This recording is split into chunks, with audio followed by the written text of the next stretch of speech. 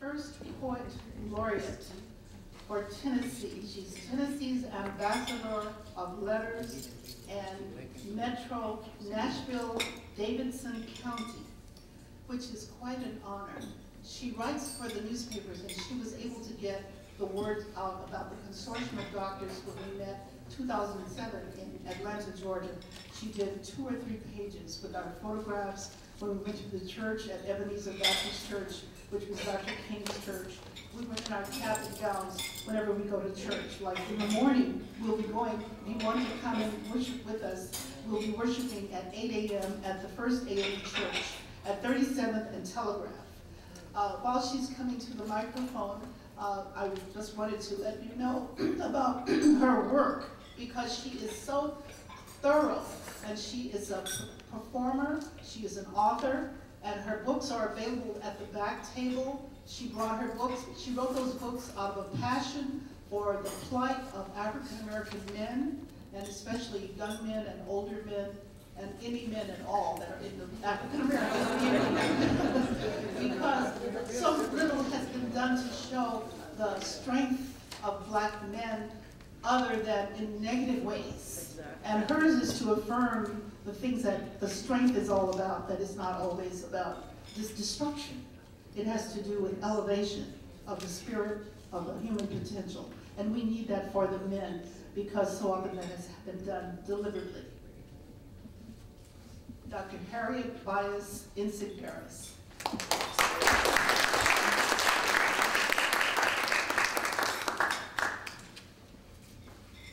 Thank you so very much, Dr. Cannon, and good evening, ladies and gentlemen. It is a pleasure to be in Oakland. This is my first visit to Oakland, and I see with a sea of beautiful faces here that beauty is not in small supply here. Handsome men and beautiful ladies. So I am glad to be in your midst.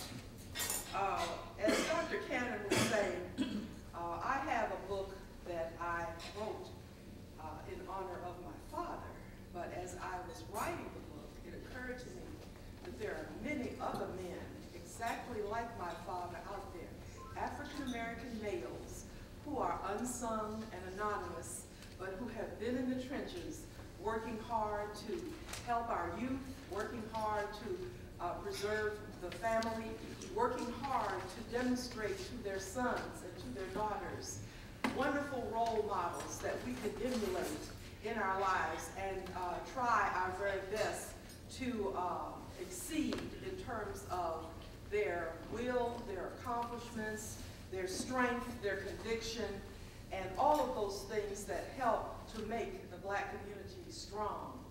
It occurred to me that the media was just having a field day in perpetuating negative images, and I said, you know, if not me, who? If not now, when? And I said, I'm going to write this book, and I'm going to become a crusader for men. And I thought,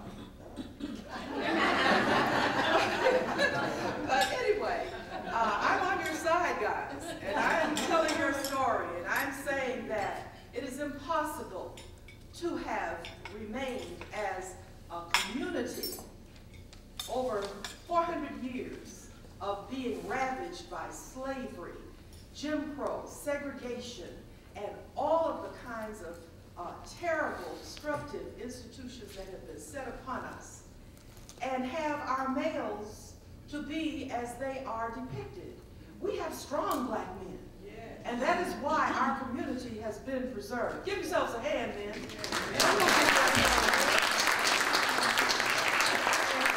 we're going to keep on keeping on. So this book was done, you see there are lots of faces of men on the book because they represent many walks of life and how men show themselves to be so important to our preservation and the perpetuation of what we stand for in the black community.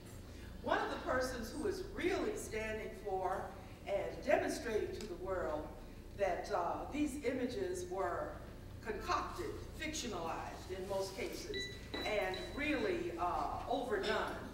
They've taken a molehill and made it into a mountain. And that is our president, Barack Obama. And with every day that I wake up and I see his face on the television set, I tell you, I am just proud to be black in America. I tell you. And I see that family, and he's perpetuating a whole new view of the black family. We've had that black family the whole time, haven't we? You come from those families yourself, sitting right here. Wonderful families with grandmothers and wives and children that are obedient, and grandmothers that are helpful, and wives that are there to stand with their man no matter what. We've got that. They've been trying to set black women against black men over, I know as long as I've been alive. I don't know about before that. But we are together. We are together. So don't let anybody fool you. I'll tell you anything different. When the election was going on, I was just mesmerized. And the night that the final tallies were announced, I was caught up in all of the images that I saw being broadcast from all of these different countries around the world. And I heard people saying over and over again, I can't believe I lived to see this day. I never thought I'd live to see this day.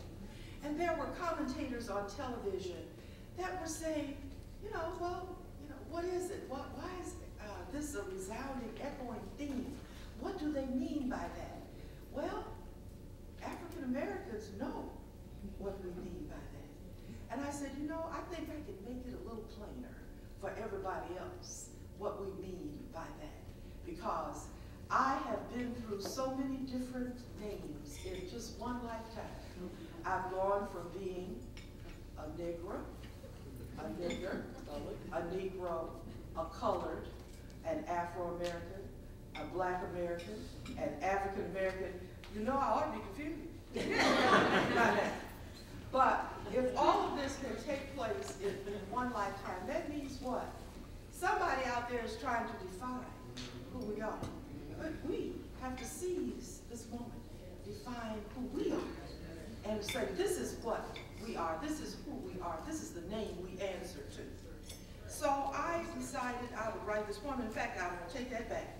This poem decided that I would write it. It woke me up at 4 o'clock in the morning for 5 mornings straight. This was a poem that insisted on being written. The name of the poem is Catharsis. I knew what to expect. The usual victory speech. Cheers, toasts, and chants. High fives, hugs, and dance. Yet this time, it took my breath away. A sight to behold.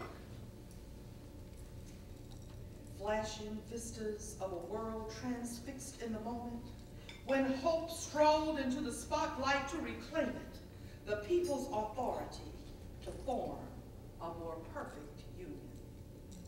Unity embraced diversity from London to Nairobi, Paris to Beijing, New York to Jakarta and beyond.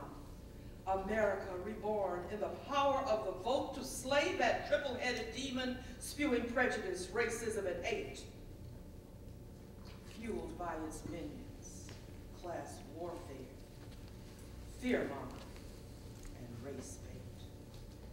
A world paused from plight, guns hushed, enemies waving olive branches, strangers sharing shoulders as tears streamed down each smiling face, to form pathways to peace along petulant roads where the clash of ideologies once littered the way.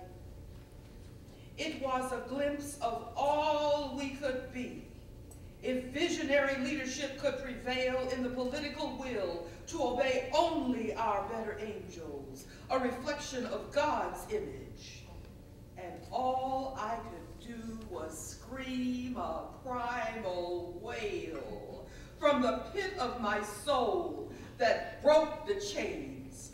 400 years of bondage expelled in the release, a cry to free the ancestors, tethered together in slave ships, bound from harbors where cotton was king. A cry to free every black man stripped of his name, his manhood, his woman, and his progeny. The master's profit margin of human inventory, yet boiled in oil for the neglected mistress who took her pleasure with the bondsman because master was too busy finding his on slave row. A cry to free the black woman, forced to bear children without blessing of marriage and holy sacrament, only to feel them ripped from her breast, to become commodities on the auction block, hauled away on wagons with cotton and hay, never to be seen again, motherhood lost to the labors of winters. A cry to free black children, risking the lash just to learn how to read and write, and the courage of Frederick Douglass, who got it done, through wit and genius to become the intellectual, the philosopher, the North Star advocate for the disenfranchised and the unserved. A cry to free Billy's strange fruit dangling from southern trees, black men lynched for entertainment on the town square. 14-year-old Emmett Till rolled in barbed wire and plunged into the river for a whistle and a smile. With tears burning tracks down my cheeks, I cried for the black men of Tuskegee, trapped like lab rats in the federal syphilis project, unwitting victims of domestic terrorism by a government pledged to be one nation under God, indivisible, with liberty and justice for all. And through the unrelenting tears, a comforting vision arose, wounded souls rising from their restless graves to find peace and shed their shackles on this defining day. 4 Alabama girls dusted bomb fragments from their Sunday dresses, finished the Bible lesson, then walked into the light to make their way home. Closing the last file for voter registration, Viola Leuzzo heaved a sigh of satisfaction as she realized her job was done, and despite bloodshed and tyranny in the final analysis, she had won.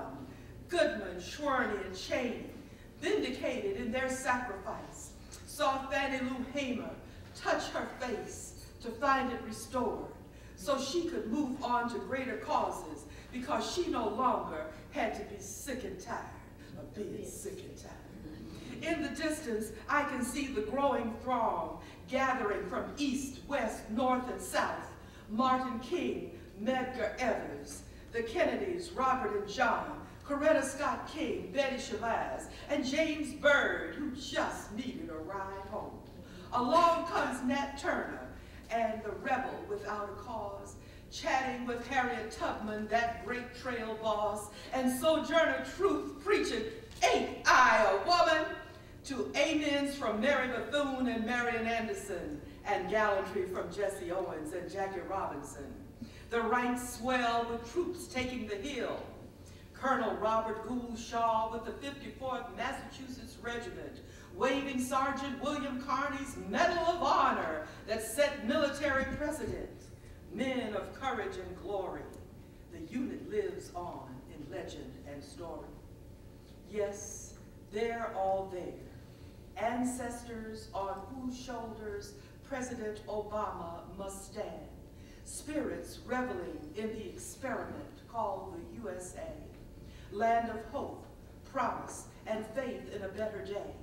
America, where all men are created equal, endowed with certain inalienable rights to pursue happiness and the fullness of life.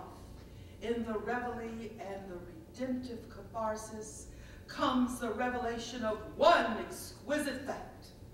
America is free for the first time.